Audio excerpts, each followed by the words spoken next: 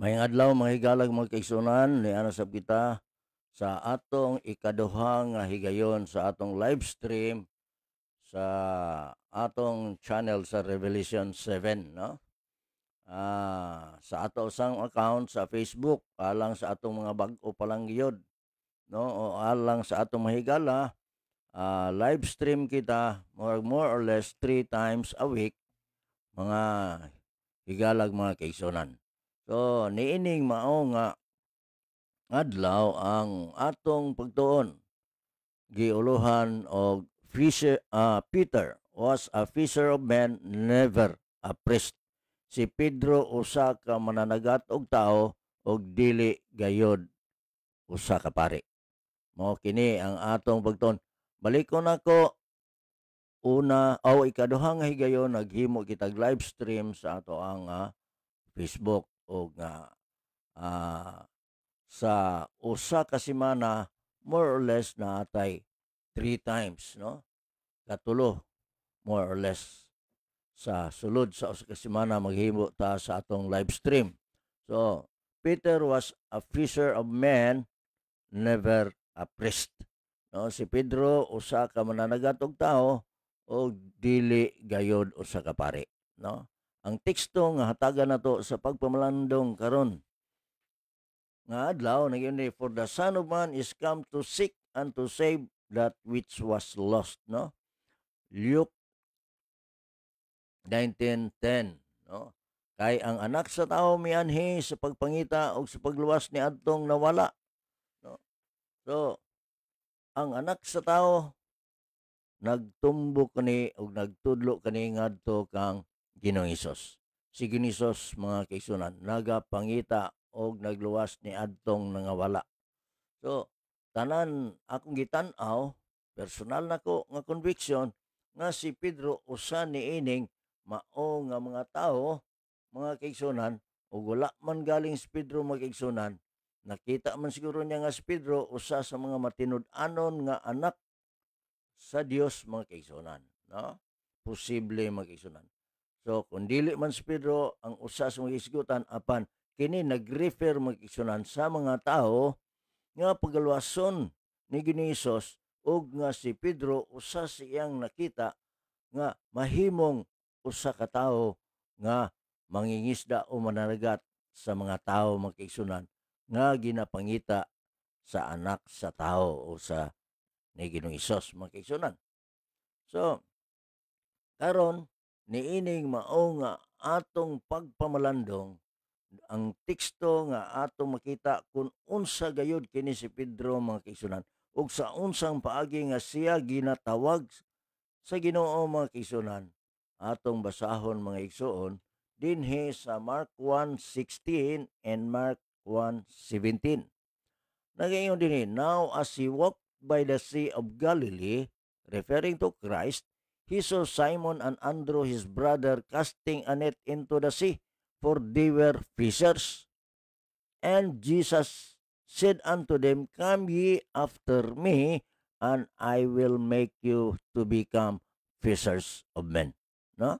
So, kini nga mga teksto naghulagway lamang nga si Ginisos nagapangita og mga tao nga mahimong mananagat og tawo kadtong mga tao diin gipangita usab ni Ginoong Hesus mga kaigsunan.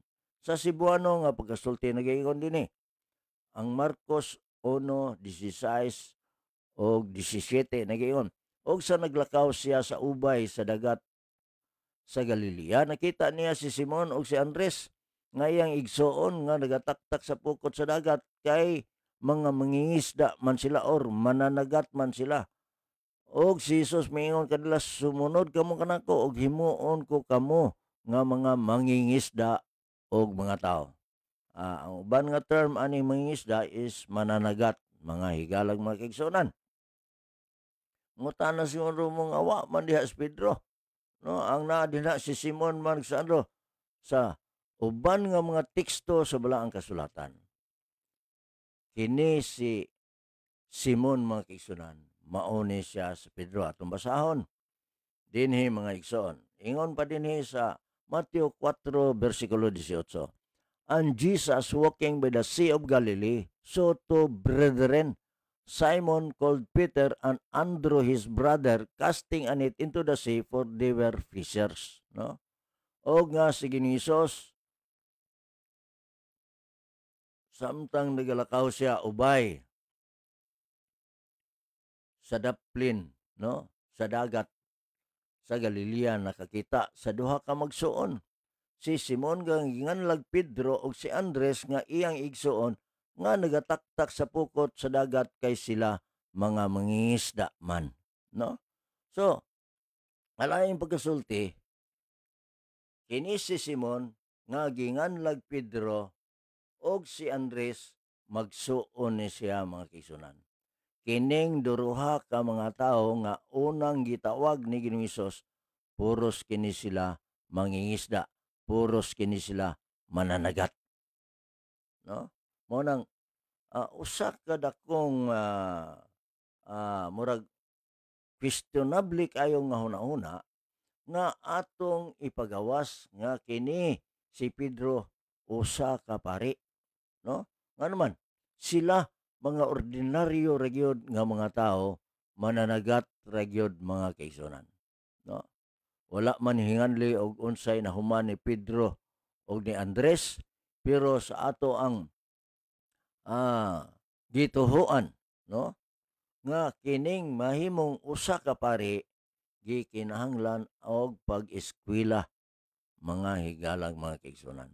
Now, usa sad sa mga rason nganong si Pedro dili gayud usa ka taong minyo o usa ka taong sana dili usa ka taong mahimong pari kay kini si Pedro usa ka dakong minyo mga kaigsunan. Atong basahon mga kaigsunan. Naingon din sa atong pagpamalandong mga kaigsunan ug sa pagtuon. Peter a married man, no? Ngano mga kaigsunan? Si Pedro usa ka dakong minyo mga kaigsunan.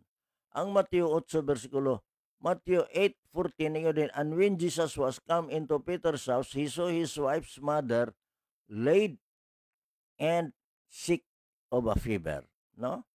So sa pag-adto nila ni Ginoong Hesus, no? Didto sa panimalay ni Pedro mga igsoon, sa pagsulod ni Ginoong Hesus sa balay ni Pedro, iyang nakita ang inahan sa iyang asawa nga naghigda nga gihilantan. Ay pagkasulti kon imong pagtanawon pag-ayo, niini mao nga teksto nagpasabot lamang nga si Pedro usa ka taong minyo mga igsoon. O nga ang taong minyo dili mo qualify mga kaigsunan sa pagka-pari, no? O ni mga kaigsunan, kung sa ato nga panahon nga basihanan mga kaigsunan, no? Dili mo qualify, no? Apan ang pangutana mao, sa una nga panahon, unsa man di ay ang mga qualification o ilhanan nga mahimo kang usa ka pangulo sa usa ka unsay tawag na grupo o sa mga katawhan sa Ginoo ni adtong nga panahon mga kaigsunan, no? Ang pagtawag kang Pedro ni adto karaan nga panahon imong masabtan o masabtan pag-ayo, diya nga gitawag siya nga himo siyang mananagat og tao mga kaigsunan. Dunay teksto sa balaang kasulatan nga gisulat ni Apostol Pablo nga naghulagway nga sa usa ka tawo nga nagtinguha nga mahimong obispo mga kaigsunan, no? Aw balikon sa dili padaykon nako isgutan ang mao nga teksto mga kaigsunan. Ato yung hinumduman pag-ayo mga higala nga si Pedro usa ka dakong minyo nga dili mo qualify og pagkapari basihan nato ni adtong later part mga kaigsunan, no? Kay ni adtong mga panahona ang mga pari mga kaigsunan, no? Ni adto nga panahon sa ilang panahon igsoon, ang mga pari kaniadto minyo, no? Actually mga kaigsunan, no? Si Pedro mga kaigsunan usa ka taong minyo. Nganong miingon man ko nga dili mo qualify si Pedro nga mahimong pari, no? Nga ang pari minyo man. Unsay rason mga kaigsunan? Sa later part mga kaigsunan, ang uban nagatuo mga kaigsunan nga kini si Pedro usa ka pari. Pero kung tan-aw nimo ang iyang kinabuhi, dili gayod usa ka pari si Pedro. Although ang pari kaniadto kinahanglan gayod nga minyo mga kaigsunan. Minyo gayod ang pari kaniadto nga panahon. Ang mga saserdote kaniadto nga panahon mga kaigsunan, dunay mga kapikas sa kinabuhi mga kaigsunan. Kung imong tukion pag-ayo ang balaang kasulatan mga kaigsunan, ang mga pari sa karaan nga panahon, mga minyo gayod mga kaigsunan. Now, Peter was a married man mga kaigsunan, no? Pero dili siya saserdote ni ana nga panahon. Kay si Pedro mga kaigsunan usa ka mananagat. O kini nga teksto mga kaigsunan usab nagpamatuod nga si Pedro usa ka dakong minyo mga kaigsunan, na nga mo qualify gyud unta siya nga mahimong pari, no?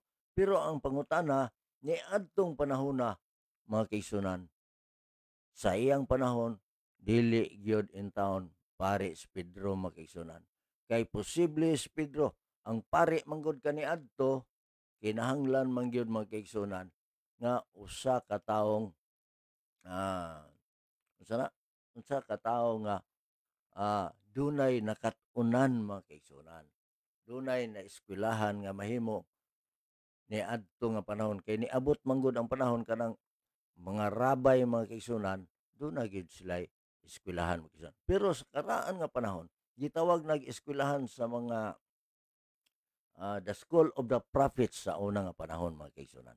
So dili na ko na tukion nga bahin mga kaigsunan, arita padayon mga kaigsunan sa atong pagtuon mga kaigsunan. Ingon pa dinhi mga kaigsunan, no? Si Pablo igsoon, ingon pa niya dinhi sa naunang Timoteo 3, no? A bishop, ang Griego ani gitawag og episkopos, no? Ingon dinhi mga kaigsunan, a bishop then must be blameless, the husband of one wife, vigilant, sober, of good behavior, given to hospitality, up to teach, no? Sa lain pagkasulti mo, ang usa ka obispo, episkopos, nagdala og usa ka grupo sa mga tao nga nagatuo mag-igsunan. A bishop then must be blameless, walay kasaway, no? Ang usa ka obispo kinahanglan walay ikasaway, no? The husband of one wife, bana sa usa ka asawa, no? Sa ato pa minyo ang usa ka obispo, vigilant, sober, no? Mabinantayon, buotan, of good behavior, maayog pamatasan, maabi-abihon, given to hospitality, up to teach, may katakos sa pagtudlo. So, dinhi mga kaigsunan, imong tan-awon pagkaayo nga ang obispo kinahanglan usa ang asawa. Kadtong nagatinguha mga kaigsunan nga mahimong obispo must be blameless, the husband of one wife, no? So og imong ikumpara kung gamiton kini nga teksto mga kaigsunan alang sa present nga panahon mga kaigsunan, dili mo qualify mga kaigsunan ang mga nagdala og iglesia o simbahan mga kaigsunan nga gihuna-una nga kinahanglan usa ka mangkoy o ulitaw mga kaigsunan, no? Kinahanglan ang obispo bana sa usa ka asawa mga kaigsunan, no? Dugang pa nga mga teksto sa pagpamalandong mga kaigsunan, no?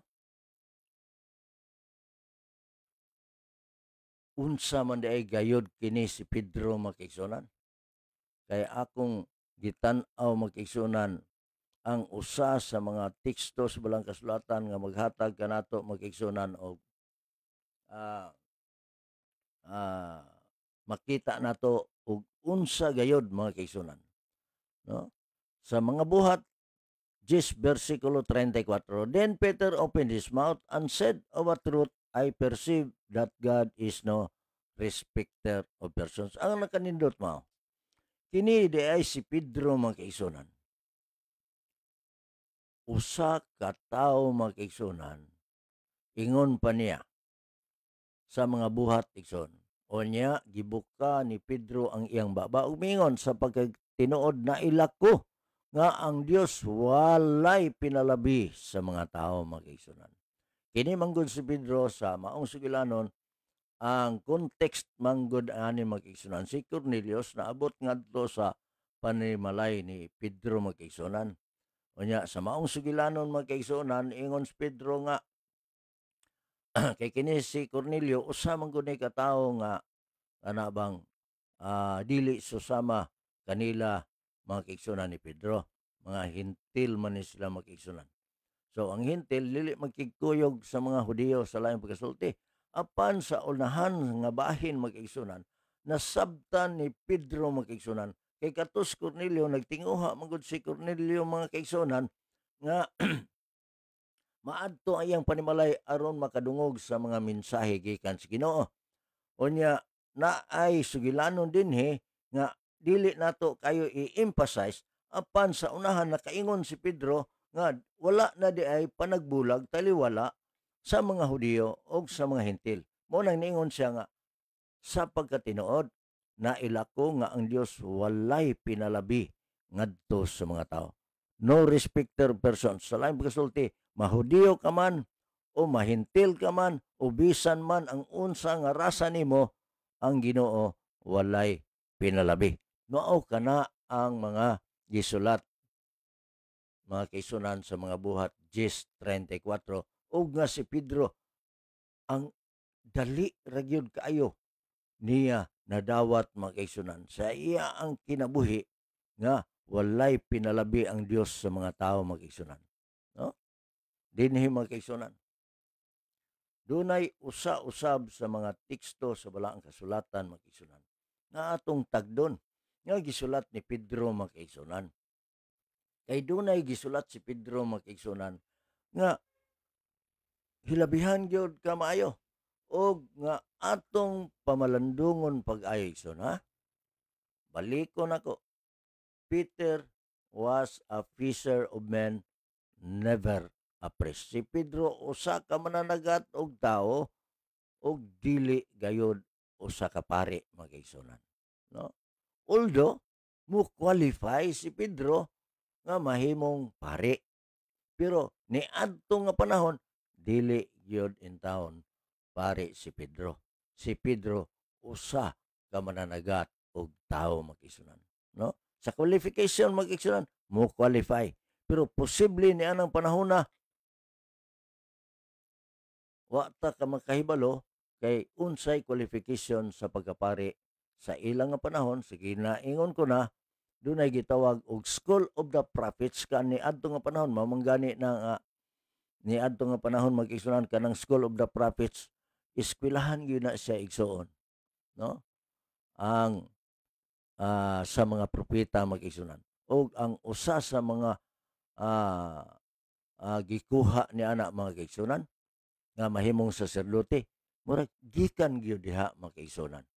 Pero sa sinugdanan pa gyud mga kaigsunan posible nga wala pa gyud ang School of the Prophets na pa gyud niadto nga panahon sa karaan pa gyud kaayo nga panahon nga pareha nila ni Aaron o sa iyang mga anak mga kaigsunan nga gitudlo sila sa Ginoo nga mahimong gi-anoint mga kaigsunan ni Moses si Aaron o ang iya ang mga anak mga kaigsunan nga mahimong pari o saserdote sa karaan nga panahon. So, balikan nato mga kaigsunan, no? Kay anang bahin na murag taas-taas ang atong pagtuon mga kaigsunan. So, dinhi lang nato i-emphasize mga kaigsunan. Peter was a fisherman, never a priest, mga kaigsunan, sa panghuna-una sa uban, mga kaigsunan. So, si Pedro nagsulat, mga kaigsunan. Nagaingon din mga kaigsunan sa naunang Pedro. 1 Peter 2:5, ingon pa niya sa iyang sinulat. Kay si Pedro, kung imong tanahon, iyang nakita nga ang Dios walay pinalabi. Karon mga kaigsunan, nag-ingon siya sa iyang gisulat sa naunang Pedro 2 versikulo 5. Ye also as lively stones are built up a spiritual house and holy priesthood to offer up spiritual sacrifices acceptable to God by Jesus Christ. No? Unsa di ay mga kaigsunan? Kamo usab ingon nga mga buhing mga bato. Ginatukod sa usa ka espirituhanong balay. No, espirituhanong balay. Usa ka balaan nga pagkasaserdote aron sa paghalad og espirituhanong mga halad nga nahamut-an sa Dios pinaagi kang Hesukristo. Kini nga pagkasulat, mga kaigsunan, nasulat kini ni Pedro when Christ was not in their midst na. Wala na. Tuan na si Ginisos dito sa langit, mga kaigsunan. Sa pagkasulat ni ining maong nga basahon ni Pedro, mga kaigsunan, si Ginisos tuan na sa langit. No? Iya ang nasaksihan si Ginisos, mang mikayab ngadto sa langit, mga kaigsunan. Si Pedro, mga kaigsunan, later part, nagsulat siya ni ini. Ye also as lively stones are built up a spiritual house and holy priesthood to offer up spiritual sacrifices acceptable to God by Jesus Christ. No? Dinhi mga igsoon. Padayon mga igsoon. Doon na pag yung laing teksto nga gisulat si Pedro, mga kaigsunan. Nga atong hatagan sa pagpamalandong, mga kaigsunan. But ye are, 1 Peter 2:9, but ye are a chosen generation, a royal priesthood and holy nation, a peculiar people, that ye should show forth the praises of him who hath called you out of darkness into his marvelous light. No?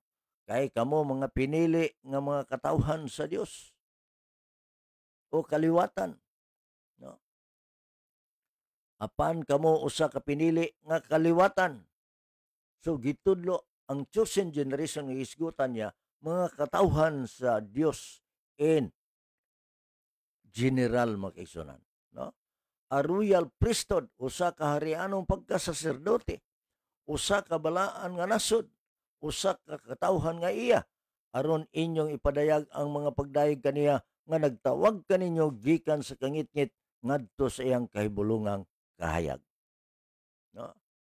Ang mga katawhan si Ginoo these times o niadto nga panahon sa pagsulat ni Pedro, mga kaigsunan, gitawag niya chosen generation, royal priesthood, holy nation, peculiar people. No? Mauni ang pagkatawag, mga kaigsunan. And that you should show forth the praises of him who hath called you out of darkness into his marvelous light. No? Gitawag kamo gikan sa kangitngit ug ngadto sa iyang kahibulungang kahayag. Unsa maning kahibulungang kahayag, mga kaigsunan, tulukion kini siya, mga kaigsunan.